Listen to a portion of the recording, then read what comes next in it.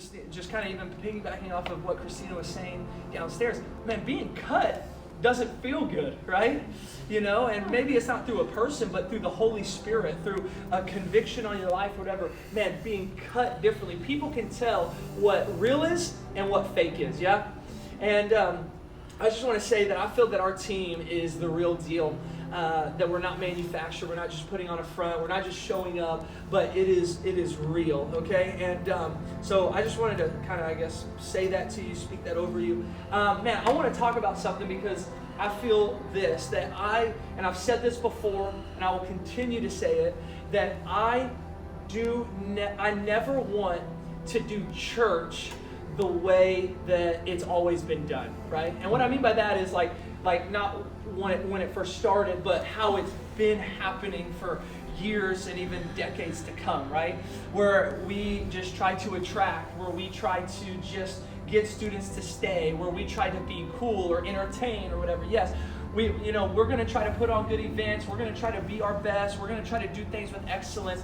But man, I desire for our youth ministry to be a pioneer for a new way of reaching people, a new way of reaching students, a new way of seeing students not just entertained, but seeing students radically changed, right? Not just by the presence of God, that's where it starts, but by real discipleship within their lives.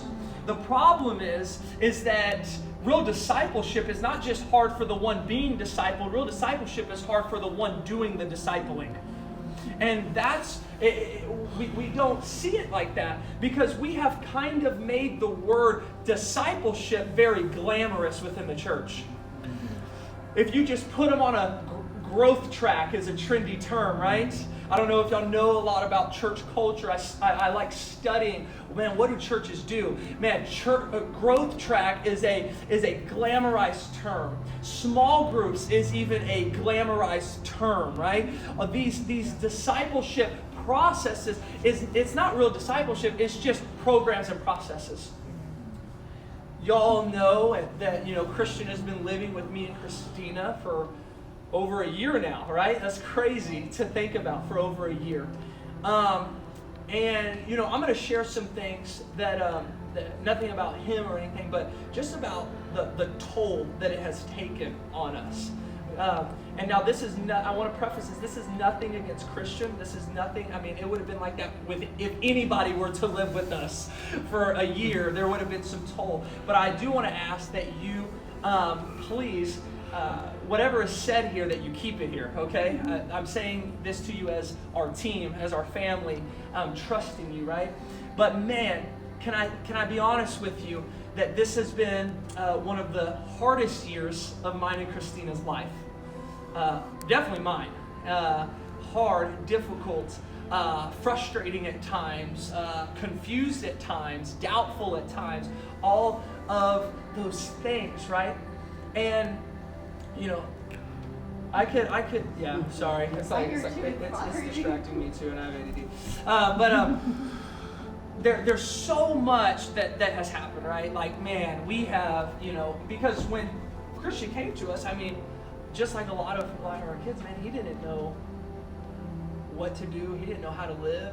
He had an encounter with God, right? He had an encounter with Jesus, but there hadn't been real discipleship within his life. Y'all hearing that? And I was talking to Pastor Jim before he spoke. I said, man, we need both and, right? We need students to encounter the power, the glory, the presence of God. But then after that, we have to allow real discipleship to begin to take place. And there were tough conversations. There were tears. There were very, very, I will say, heated discussions. Okay, within our home, within our household, very tough conversations that had to happen. There were very, there were just very, I don't even know how to put it, how to term it, but very, just doubtful circumstances of, man, why are we doing this? What is happening? Are we even doing anything? Are we gonna make it type of thing, right? Like, it's very a real feeling. And but what I realize is this, that now me and Christina are on the other side of it, right? And we're seeing things from, when you're in it, it's hard, it's difficult, but we're starting to see things from a different perspective, okay? And what I'm beginning to see is that God, even though it was hard, even though it was difficult, He was showing me, man, this is what I meant when I said go and make disciples. This is what I meant. What Jesus, He had 72 people that followed Him, but really He invested in 12. Really, He really invested in 3, right? Really, like, closely invested in 3. He said, this is what I meant when I said go and make disciples, because now we're on the other side of it. And then I see that, Christian, right? He has a job. He just got a car, he got his license, he's driving, he's super excited about it, right? I'm not having to drive him everywhere, thank you, Jesus. It's like I was happier that he got his license more than he was. He's like, man, I don't know about my license. I was like, no, you're getting your license, okay? We're going to make it happen. But, he has a calling, he has a future, he's discipling other people now, right? We're on the other side of it. So it's easy to see that now, but what God was showing me is that discipleship is something that doesn't happen. And I think the reason why it doesn't happen, it's not always on the person being discipled. It's actually a lot on the disciple maker. That I think that maybe as much as we might feel or think, oh, that person doesn't want to be discipled, I think it's actually maybe we don't want to really disciple people the way Jesus meant for us to disciple people. Because it's a lot easier to send somebody through a growth track, right? It's a lot easier to put somebody in a small group and see that they're attending, but really not know what's happening in their life, right? That's easy. And that is the church culture that we are in today. But like I said, I don't want to do church how everybody else is doing church. And if that means that we don't ever grow to a massive size, then I'm okay with that, because I want to be a pioneer that people are saying, man, maybe they're not the biggest, but they are producing the most disciples, and maybe we need to start following their example. I want to go where other youth ministries really haven't gone. I want to try something and do something that a lot of other youth ministries really haven't done. And we need to be together on doing that. What would it look like if everyone did that with 2 people, right? What if everybody really just discipled 2 people? Because we love crowds, we love mass responses, but what would our world look like if we discipled 2 people? Really discipled them, right? Really was like, man, I'm gonna do it with these 2. There's a thing that I heard, I don't know, I may have asked some of you, would you rather have $1 million given to you, or would you rather get a penny a day, but every day the amount doubles over 100 days? Which one would you pick? I'd be tempted to pick the $1 million. But, the illustration is, if you take the penny, it actually ends up over 100 days being way, way more than $1 million. Within the church, how many of us, we look for the $1 million instead of just going for a penny a day at a time, right? Does that make sense? Yeah. What if we just discipled 1 to 2 people truly? We use the term dream team a lot, dream teamers, right?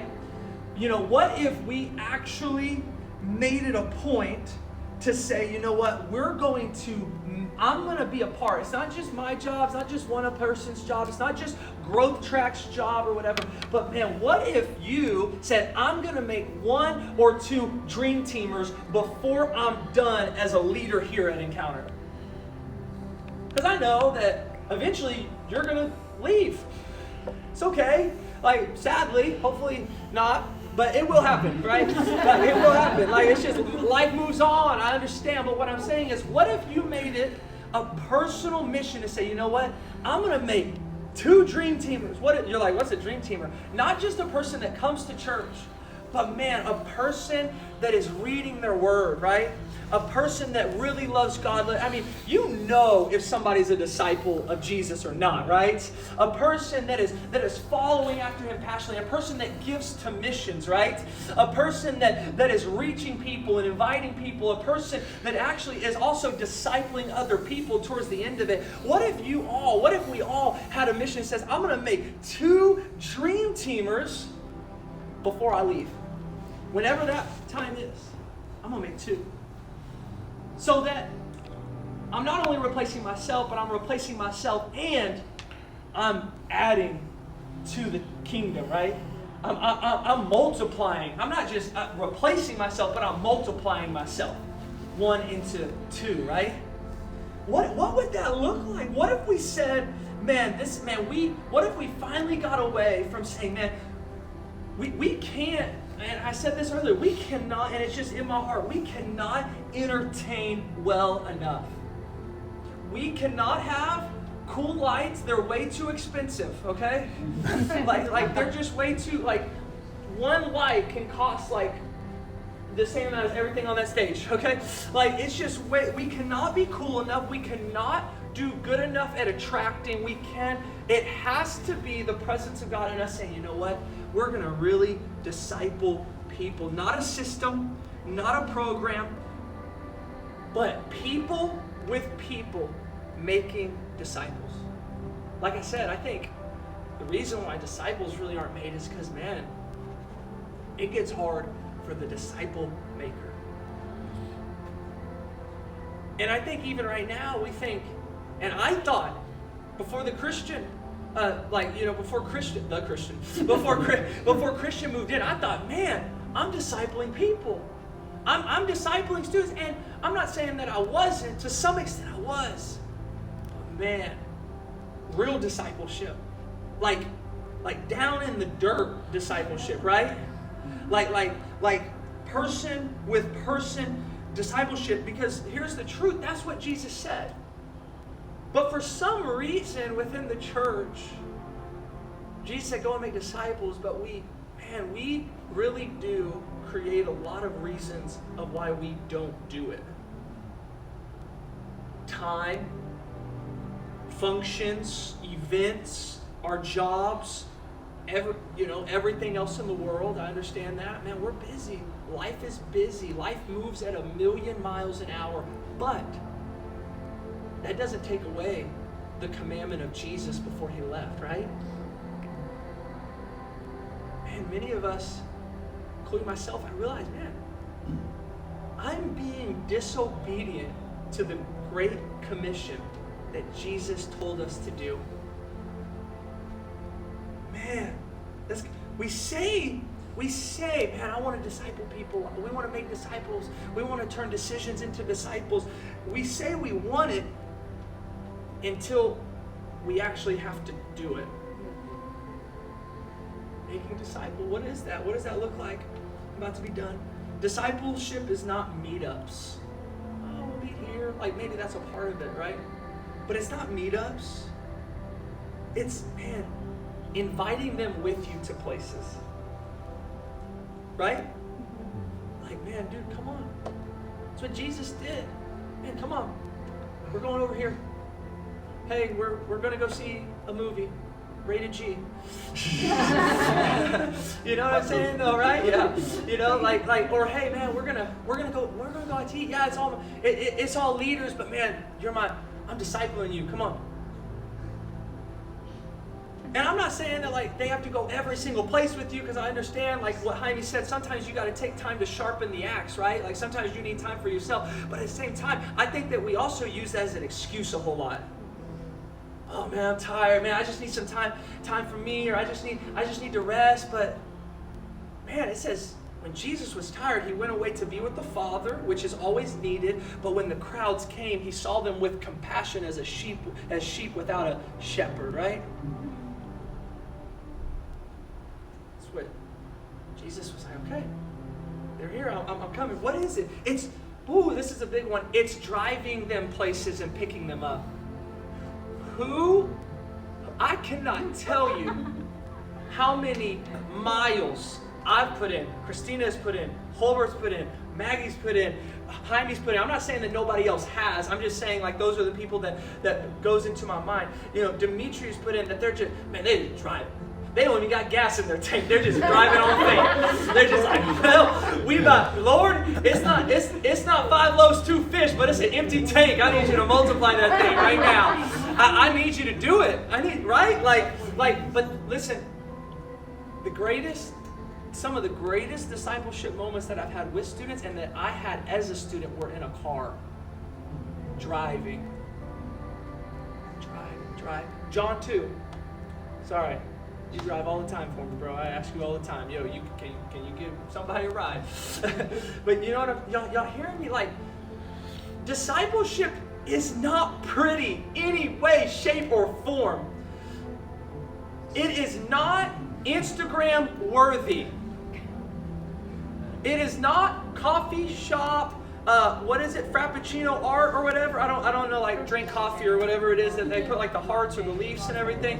Whatever, but it's not that. It really isn't, oh, let's open up our Bible and we're going to read, whatever, John chapter 1, and we're going to talk about it. Like, that's all a part of it. I get it. I'm not like coming against that, but I'm just saying, it's not pretty. It's ugly. It's messy. It's dirty. Most of the time, when you're discipling somebody, at least in my experience, and maybe this is just like my attitude that Jesus, I need to work out, but like most of the time when you're discipling somebody, you probably don't want to do it. I know that sounds bad, but I'm telling you, it's like, oh, like I really don't want to do this, but man, I feel called to do this. I need to do this. I'm supposed to do this. Jesus has commanded me to do this. Discipling is sacrifice. Discipling hurts sometimes. Discipling means selflessness from us. Like, it's not, like I just can't reiterate that enough. It's not pretty, it's not glamorous. Whatever the Western culture church has created discipleship to be, because I think what happened is people began to realize how tough discipleship was, so we tried to make it easier by putting it in a growth track. By putting it in small groups. And I'm not against small groups, you got to understand that. But what I'm saying is, like if we can just systemize it, then we can take out the tough part and we can get more people to do it. At least in our demographic, in our area, that's not going to work. People with people. Life. Now I'm not telling you to let kids live with you or anything like that. But what I am saying, I'm not saying that. That's weird. That's weird, right? It's like, but what I am saying is, and this is like, I'm like cautious almost to say this, but I think I have to. Are you letting like 1 to 2 kids invade and interrupt your life? It's not just a small group. I can go to small groups for 2 hours and feel really good about myself. Right? Man, I feel good. I discipled students today.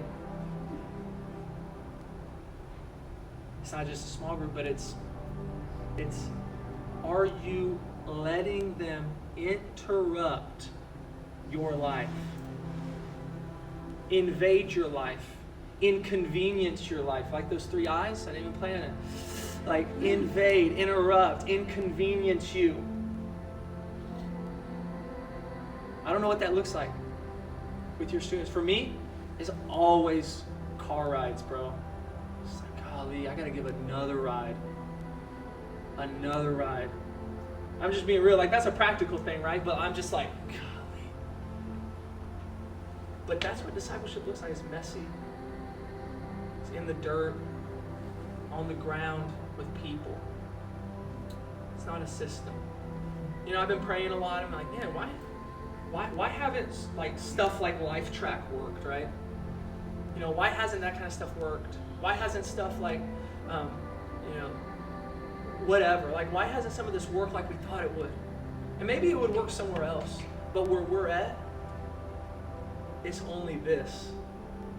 Person with person, discipleship, 1-on-1, 1-on-2, 1-on-3 at the most, it's really the thing that works, really the thing that transforms, along with the presence of God, obviously.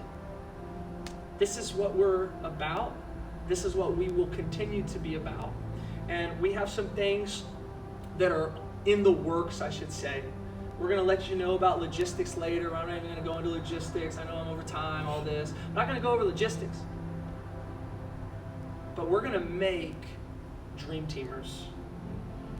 We're going to make disciples, and I'm warning you, it's going to be messy. I'm warning you, it is going to be inconvenient. I'm warning you, it's going to interrupt your life. But now, I'm on the other side of one, right? And I'm tired, I'm exhausted. But now that I'm on the other side of it, you know what I can say? It was worth it. So worth it. So worth it, man. Like, literally parenting a student. That's what you're going to be doing. It's worth it. I'm going to get to see him walk across the stage this year, celebrate him in graduation. He didn't even think he was going to graduate. He's going to junior college, then CFNI, then SAGU. He's going to get a degree. Come on, man. I'm on the other side now. It's worth it. It's going to inconvenience, interrupt, invade, hurt, be messy. You're going to get frustrated, and you're going to get frustrated with me for making you do it. Well, I'm not ever going to make you do it, but you know what I'm saying? Like, I'm going to hold you accountable to it if you decide to do it, is what I mean. This is how we change lives. If I can have 40 disciples, 40 dream teamers in our youth ministry, one, I can go to sleep happy every night. Because even big youth ministries, do they really have 40 disciples? I don't know. I'm not saying they don't, but I'm just saying, if I can have 40, it's all worth it. And if I have 40 dream teamers, guess what? Everything is going to change. Everything is going to shift. And we will pioneer. When I say pioneer, I don't use that loosely. We will pioneer something that other places and other ministries are not doing. And people will begin to ask, how are you doing it? I'm going to say, you know what? We got in the dirt with students. I know I went over my time. Man, I just feel this presence of God here, right? I want to take can I ask for 3-5 more minutes? Because I can't make this decision for you. I can't ever say, you have to do this. But you have to make that decision. And am I going to do this? Am I okay with this? Am I really willing to do that Great Commission? You have to make that decision. So I'm going to give you an opportunity. I'm not going to have you write anything down. I'm not going to have you come and tell me. But I'm going to have you really have a moment with Jesus to say, God, am I willing to do this? Am I willing to be inconvenienced, interrupted, and get messy with just 2 students?